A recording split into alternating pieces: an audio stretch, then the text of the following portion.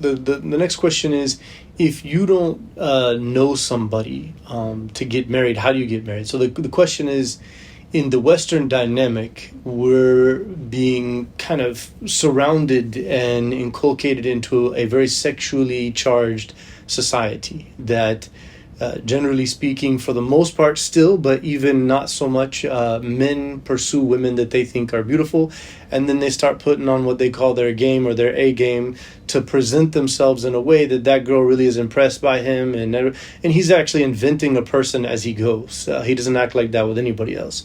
Even sometimes nowadays, girls will approach men, and so then they formulate kind of a fake marriage thing, which we call dating or having relations and spending lots of time with each other. And they have no real intention to get married. So it becomes kind of like a fake marriage. It's a play marriage thing.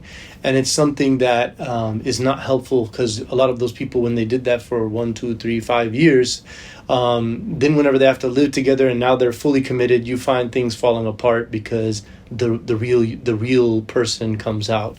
So in Islam, basically, we should be with our community in the mosque, in our community. It's important for us to have a general connection and bond with the people of the mosque, that we feel a connection to the place, and that should be men and women. Right now, unfortunately, the culture is still very common where women don't feel like the mosque is their place at all. And so, of course, if you're a pious man and you would like to know of a woman, you would like to have some knowledge of her, that you've seen her at the mosque, that she's been involved in a program, she asked a question, she's doing volunteer work. You're noticing these things, and so you have some reference point. Other than that, you would then have somebody, either your friend, a brother you know at the mosque, somebody, I'm not supporting this, but maybe the imam happens to know somebody. Imams should not be matchmakers, because when people knowingly get into that conscious adult decision afterwards, if the imam encouraged it in any way, they come blaming him when things don't work out. And that should never be anybody. It's a decision you make on your own as an adult, who you're going to marry, and you should feel accountable to that. So yeah, you basically are going to have this interview process where you talk and you're looking into the seriousness of the complexity of the person. Who are they? Who is this person that I'm thinking about spending the rest of my life with?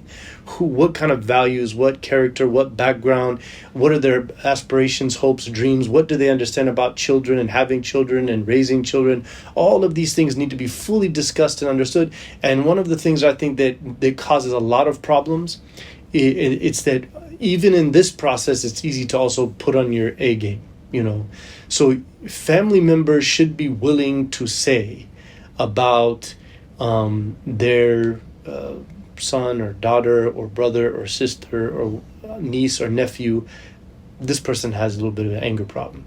This person can be a bit lazy. And this person is not very serious about such and such.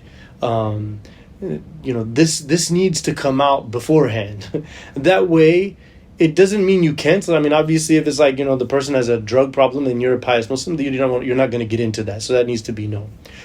So these discussions need to be genuine, and they need to be holistic. And when families get together, when families know each other, then they should be honest about it. They're wanting to support their child in the future that they're going to build. They have to have honest discussions and kind of investigate as well. And then they come to a conclusion that we agree, we feel like we're compatible, we're in a position to make this decision, and then you marry and you work for the rest of your life, cultivating and maintaining love and marriage and romance and happiness and living and learning and all of those things are part of the deal. But you don't have, obviously, any time alone or physical or, kind of like a dating where you're flirting and talking in a way that's personal before marriage.